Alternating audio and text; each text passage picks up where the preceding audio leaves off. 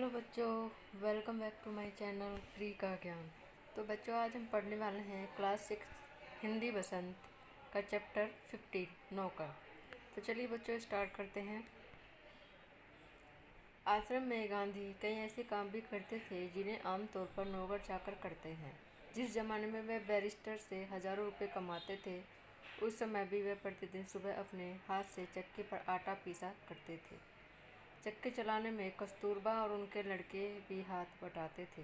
इस प्रकार घर में रोटी बनाने के लिए महीन या मोटा आटा वे खुद पीस लेते थे।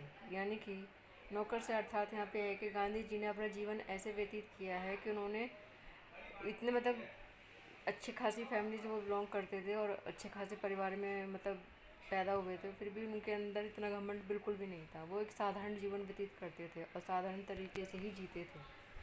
तो उन्होंने कहा कि इतने नौकर चाकर होते थे, फिर भी वह अपना काम खुद ही करते थे। साबरमती आश्रम में गांधी ने पिसाई का काम जारी रखा। वह चक्की को ठीक करने में कभी कभी घंटों मेहनत करते। फिर एक बार कार्यकर्ता ने कहा कि आश्रम में आकर आटा कम पड़ गया है। आटा पिसवाने में हाथ बटाने के लिए गांधी जी फौरन उठकर खड़े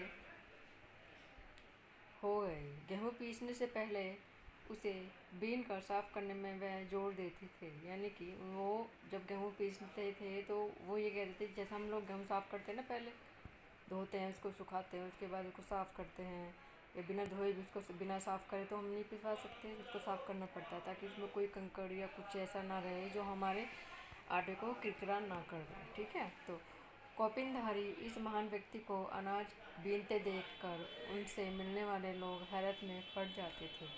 बाहरी लोगों के सामने शारीरिक मेहनत का काम करते गांधी को शर्म नहीं लगती थी। ठीक है। एक बार उनके पास कॉलेज के कई छात्र मिलने आए। उनको अंग्रेजी भाषा के ज्ञान का बहुत गर्व था। यानी कि जो मिलने आए थे उनको क्या था कि उन्हें अपनी भाषा पर, यानी कि अंग्रेजी भाषा पर ज्ञान का बहुत घमंड था, गर्व था। गांधी जी से बातचीत के अंत में वे बोले, बापू, यदि मैं आपकी कोई सेवा कर सकूं तो कृपया मुझे अवश्य बताएं। उन्हें आशा थी कि बापू उन्हें कुछ लिखने पढ़ने का काम देंगे। गांधी ने उनके मन की बात ताड़ ली और बोले, अगर आपके पास समय हो तो थाली के गेहूँ बीन डालिए। अब तुम बड़ी मुश्किल में पड़ गए, लेकिन अब तो कोई चारा नहीं था। 1 घंटे तक गेहूँ बीनने के बाद वे थक गए और गांधी से विदा मांगकर चल दिए। कुछ वर्षों तक गांधी ने आश्रम के भंडार का काम संभालने में मदद की। सवेरे की प्रार्थना के बाद वे रसोई घर में जाकर सब्जियां छीलते थे। रसोई घर या भंडारे में वे अगर कहीं गंदगी या मकड़ी का जाला देख पाते तो अपने साथियों को आड़े हाथों लेते। उन्हें सब्जी, फल और अनाज के पौष्टिक गुणों का ज्ञान था। एक बार एक आश्रमवासी ने बिना धोए आलू काट दिए तो गांधी जी ने उन्हें समझाया कि आलू और नींबू को बिना धोए नहीं काटना चाहिए। एक बार एक आश्रमवासी को कुछ ऐसे केले दिए गए जिनके छिलकों पर काले चक्के पड़ गए थे। उसने बहुत बुरा माना। तब गांधी ने उसे समझाया कि वे जल्दी पच जाते हैं और तुम्हें खास तौर पर इसलिए दिए गए हैं कि तुम्हारा हाजमा कमज़ोर है। गांधी आश्रमवासियों को अक्सर स्वयं ही भोजन परोसते थे। इस कारण वे बेचारे बेस्वाद उबली हुई चीज़ों के विरुद्ध कुछ कह भी नहीं पाते थे। दक्षिण अफ्रीका के एक जेल में वे सैकड़ों कैदियों को दिन में 2 बार भोजन परोसने का कार्य भी कर चुके थे। आश्रम का एक नियम था, सब लोग अपने बर्तन खुद साफ करें, यानी कि सेल्फ सर्विस। यानी कि अब होता ना, अभी यही चीज़ें यहीं से फॉलो होती हैं हमारे हॉस्टल्स में और जो आवास के वो होते हैं। ठीक है, हम बोर्डिंग्स में भेजते हैं, वहाँ पे क्या होता है, बच्चे अपने कार्य खुद करते हैं। तो उनके आश्रम में भी यही नियम था। रसोई के बर्तन बारी बारी से कुछ लोग बांध कर धोते थे। एक दिन गांधी ने बड़े बड़े पतीलों को खुद साफ करने का काम अपने ऊपर लिया। इन पतीलों की पैनी में खूब कालिख लगी थी। राख भरे हाथों से वह एक पतीले को खूब जोर जोर से रगड़ने में लगे हुए थे। तभी कस्तूरबा वहाँ आ गई। उन्होंने पतीले को पकड़ लिया और बोली, यह काम आपका नहीं है, इसे करने को और बहुत से लोग हैं। गांधी को लगा कि उनकी बात मान लेने में ही बुद्धिमानी और वे चुपचाप कस्तूरबा को उन बर्तनों की सफाई सौंपकर चले गए। बर्तन एकदम चमकते ना हों तब तक गांधी को संतोष नहीं होता था। एक बार जेल में उनको मददगार दिया गया। उसके काम से असंतुष्ट यानी कि उनको असंतुष्ट का मतलब यहाँ पे है कि होता ना, हमें किसी के कार्य से मतलब सेटिस्फेक्शन नहीं मिलता तब तक, वो वाली बात है यहाँ पे होकर उन्होंने बताया कि वे खुद कैसे लोहे के बर्तनों को भी मांझ कर चांदी सा चमका देते थे। जब आश्रम का निर्माण हो रहा था उस समय आने वाले कुछ मेहमानों को तंबुओं में सोना पड़ा था। एक नवागत को पता नहीं था कि अपना बिस्तर कहाँ रखना चाहिए, इसलिए उसने बिस्तर को लपेट कर रख दिया और यह पता लगाने लगा कि उसे कहाँ रखना है। लौटते समय उसने देखा गांधी खुद का बिस्तर कंधे पर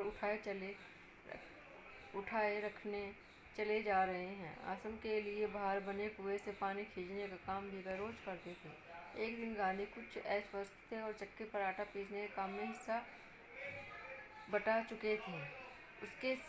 उनके एक साथी ने उन्हें थकावट से बचाने के लिए आश्रम वासियों की सहायता से सभी बड़े छोटे बर्तनों में पानी भर डाला। गांधी को यह बात पसंद नहीं आई। मन में कुछ ठेस भी लगी। उन्होंने बच्चों के नहाने का टब उठा लिया और कुएं से उसमें पानी भरकर टब को सिर पर उठाकर आश्रम में ले गए। बेचारे कार्यकर्ता को बहुत पछतावा हुआ, यानी कि उन्हें इसलिए अच्छा लगा कि वो अगर बीमार हैं तो बीमार सभी होते हैं और सभी मेहनत करते हैं, तो उनका मतलब ये था कि मेहनत से कभी बचना नहीं चाहिए। शरीर से जब तक बिल्कुल लाचारी न हो तब तक गांधी को यह बात बिल्कुल पसंद नहीं थी कि महात्मा या बूढ़े होने के कारण उनको हिस्से का दैनिक शारीरिक श्रम न करना पड़े। उनमें हर प्रकार का काम करने की अद्भुत क्षमता और शक्ति थी। वह थकान का नाम भी नहीं जानते थे। दक्षिण अफ्रीका में बोआर युद्ध के दौरान उन्होंने घायलों को स्ट्रेचर पर लादकर एक एक दिन में 25-25 मील तक ढोया था। आज के टाइम में कोई नहीं कर सकता था। वे मीलों पैदल चल सकते थे। दक्षिण अफ्रीका में जब वे टोल्स्टॉय बाड़ी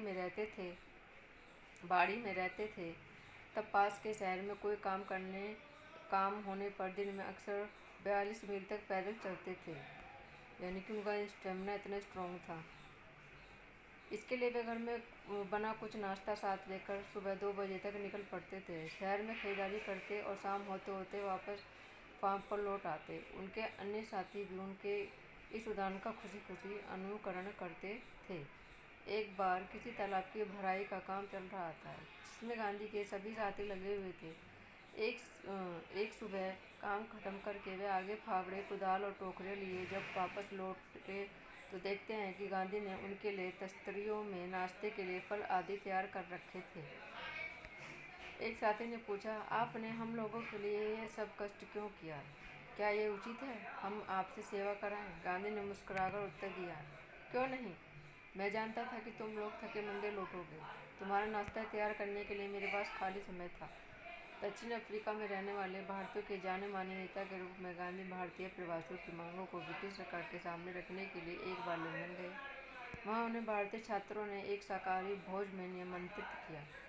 छात्रों ने इस अवसर के लिए स्वयं ही शाकाहारी भोजन तैयार करने का निश्चय किया था। तीसरे पहर 2 बजे एक दुबला पतला और छरछरा आदमी आकर उनमें शामिल हो गया और तस्तरियाँ धोने, सब्जी साफ करने और अन्य छुटपुट काम करने में उनकी मदद करने लगा।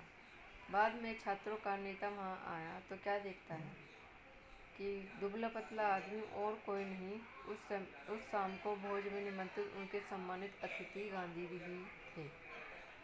गांधी दूसरों से काम लेने में बहुत सख्त थे, लेकिन दूसरों से काम कराना उन्हें नापसंद था। एक बार सामाजिक सम्मेलन से गांधी जब डेरे पर लौटे तो रात हो गई थी। सोने से पहले वे अपने कमरे का फर्श बुहार रहे थे। बुहार यानी कि झाड़ू लगा रहे थे। उस समय रात के 10 बजे थे।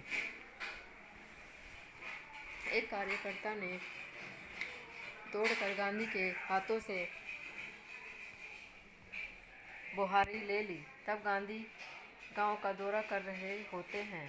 उस समय रात को यदि लिखते समय लालटेन का तेल खत्म हो जाता तो वे चंद्रमा की रोशनी में ही पत्थर पूरा कर लेना ज़्यादा पसंद करते थे। लेकिन सोते हुए अपने किसी थके हुए साथी को नहीं जगाते थे।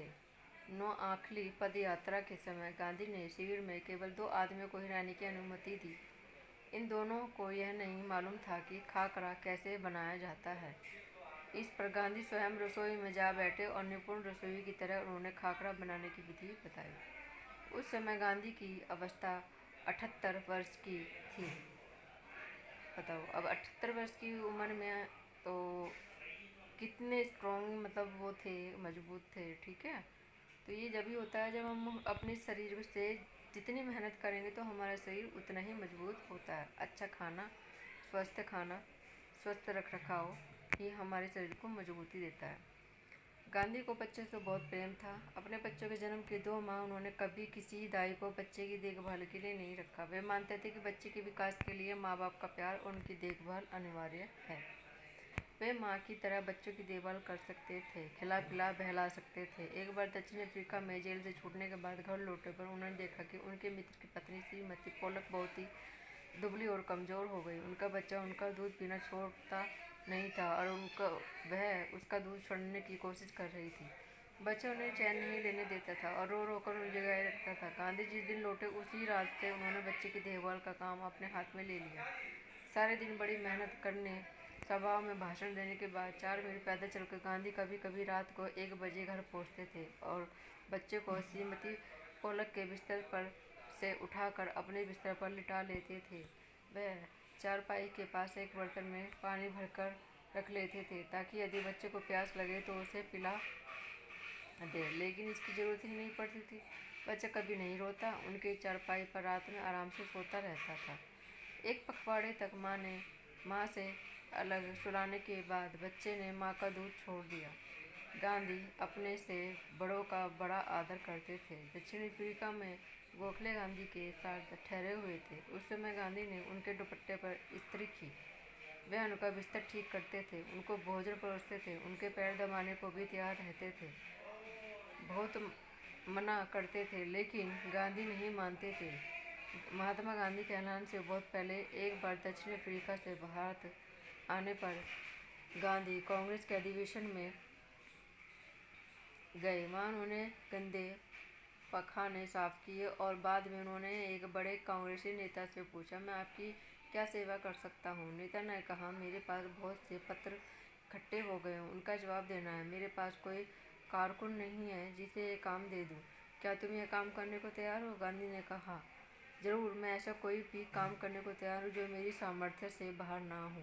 यह काम उन्होंने थोड़े ही समय में समाप्त कर डाला। उसके बाद उन्होंने नेता की कमीज के बटन आदि लगाने और उनकी सेवा का काम खुशी से किया। जब कभी आश्रम में किसी सहायक को रखने की आवश्यकता होती तब गांधी किसी हरिजन को रखने का आग्रह करते थे। उनका कहना था कि नौकरों को हमें वेतनभोगी मजदूर नहीं, अपने भाई के समान मानना चाहिए। उनमें कुछ कठिनाइयाँ हो सकती है, कुछ चोरियाँ हो सकती है, फिर भी हमारी कोशिश स्वर्थता निष्फल नहीं जाएगी।